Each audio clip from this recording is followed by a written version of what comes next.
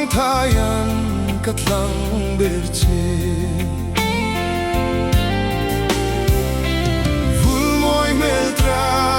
Vulmoy meltra lai tual moy basam seignami Biatu nemten kahlan chea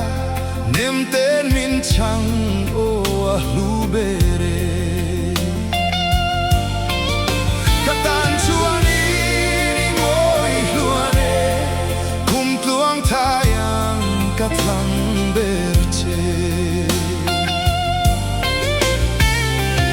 Ichun le zua shang lulo serun mun len hi irel tuayang Katan chuani ni moy luane kum tuang tayang katlang berche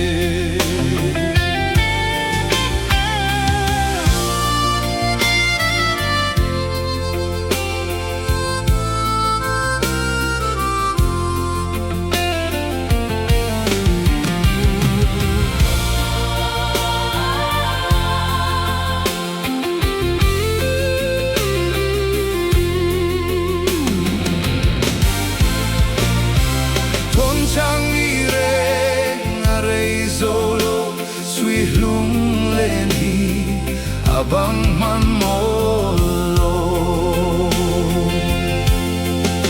Katan chuani ni moy luane